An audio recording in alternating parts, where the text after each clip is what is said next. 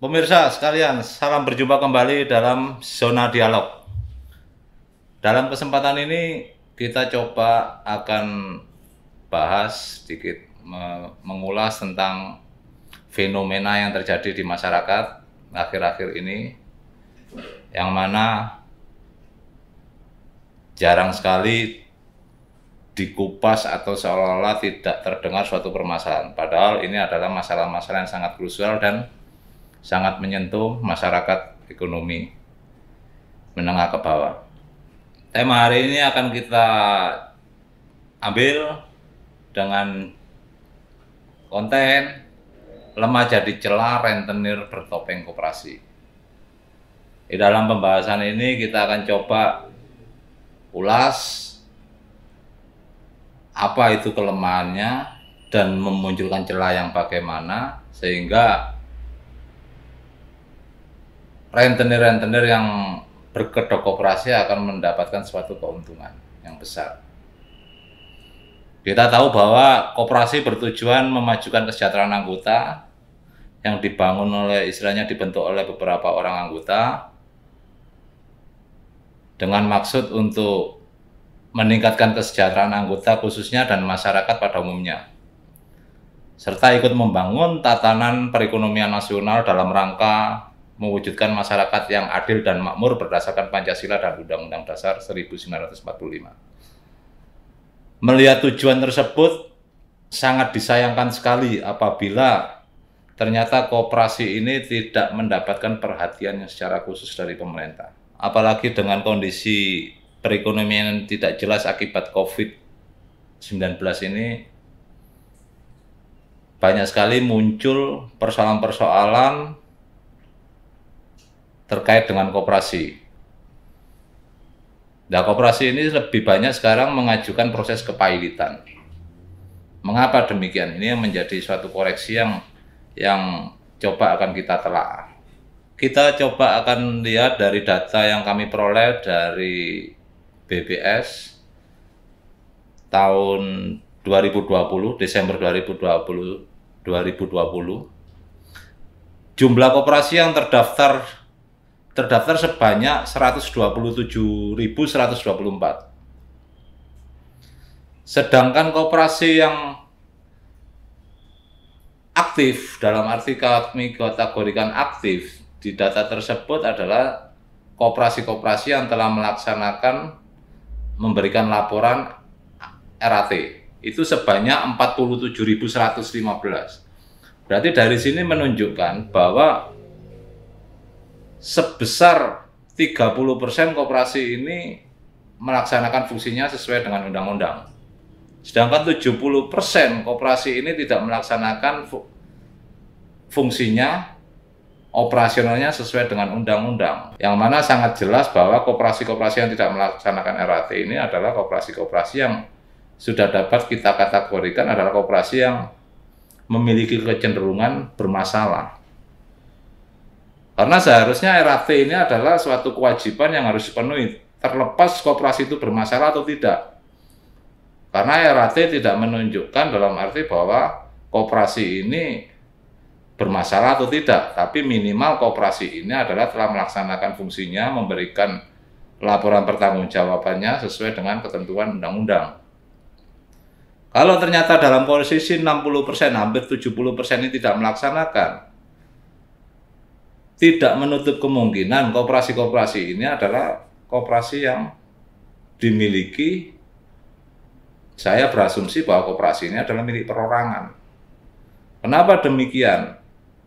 Karena sudah selayaknya kalau koperasi itu memang terbentuk sesuai dengan amanat dari koperasi dan operasional koperasi itu dijalankan sesuai undang-undang, tentunya RAT ini adalah bukan jadi persoalan yang mendasar.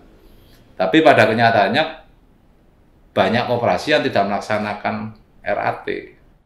Yang menjadikan pertanyaan kita sebetulnya, kalau koperasi ini milik perorangan, berarti tentunya adalah koperasi ini berjalan tidak sesuai dengan mekanisme undang-undang. Layakkah koperasi ini akan disebut sebagai koperasi? Pertanyaannya itu. Apalagi sekarang banyak koperasi yang mengajukan proses kepailitan. Melihat kondisi koperasi dari data yang ada, seharusnya pemerintah segera melakukan langkah-langkah yang real untuk antisipasi penyimpangan yang terjadi di koperasi. Karena bila tidak segera dilakukan, masyarakat kecil banyak menjadi korban.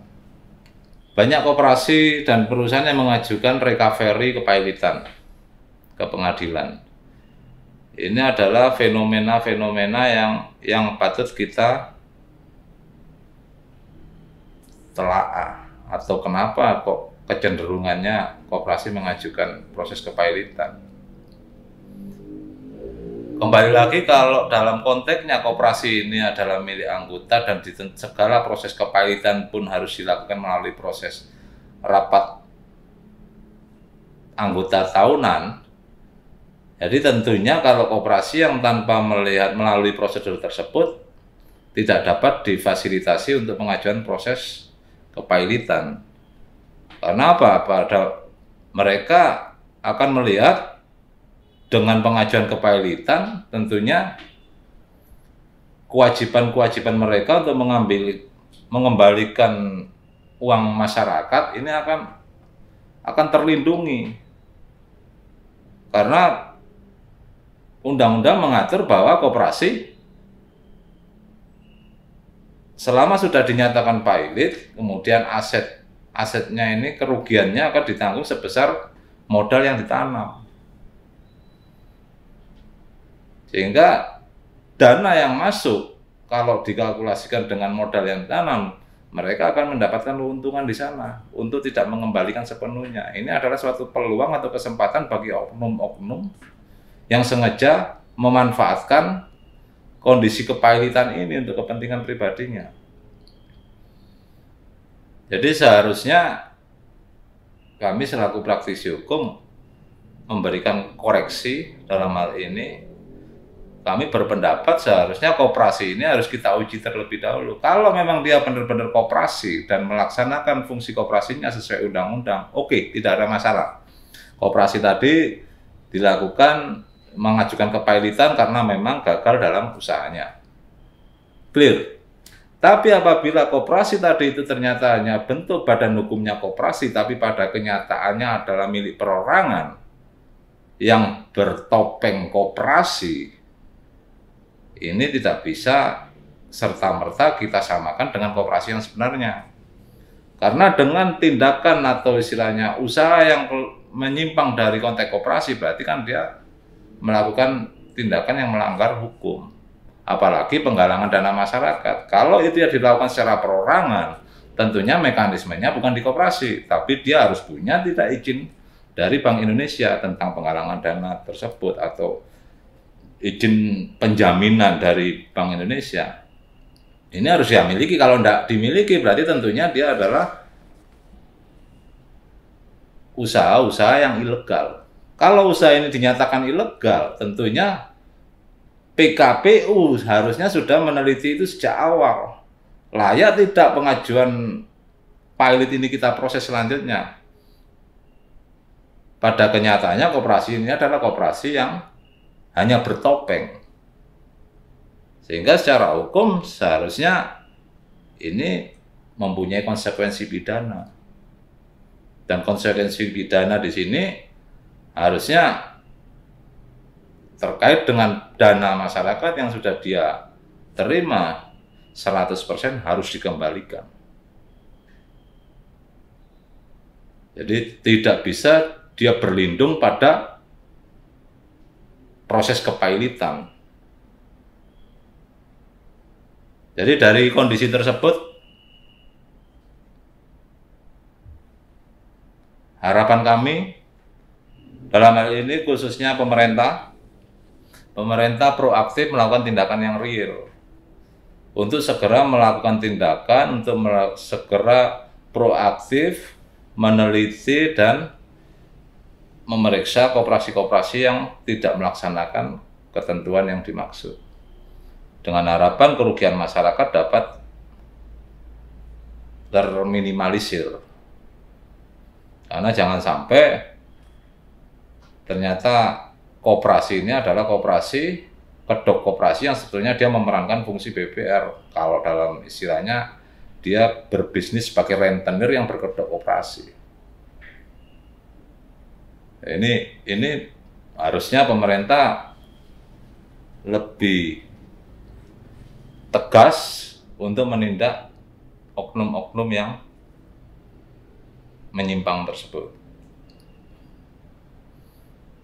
Jadi yang kedua, harapan kami kepada PKPU, setiap ada permohonan kepailitan dari koperasi tentunya ini harus dikaji terlebih dahulu kelayakan tentang koperasi ini. Layak tidak ini dia disebut sebagai koperasi atau memang koperasi yang hanya digunakan sebagai topeng untuk kegiatan mengumpulkan dana masyarakat.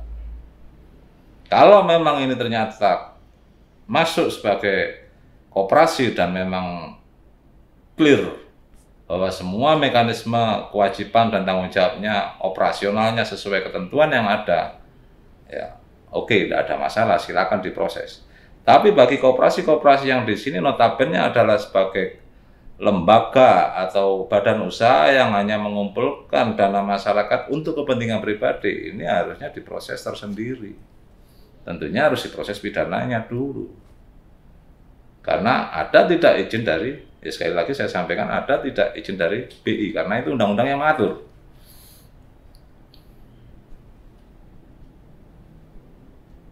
Yang ketiga, pengadilan niaga. Ini saya juga, ya memang proses kepailitan ini menurut undang-undang segala bentuk badan usaha dapat mengajukan proses kepailitan. Persoalannya badan usaha yang bagaimana? Kalau badan usaha yang hanya dimanfaatkan sebagai kedok usaha, tentunya pengadilan niaga pun tidak serta-merta ini dianggap suatu badan usaha yang patut diproses proses kepailitannya. Dan yang terakhir, kepada masyarakat,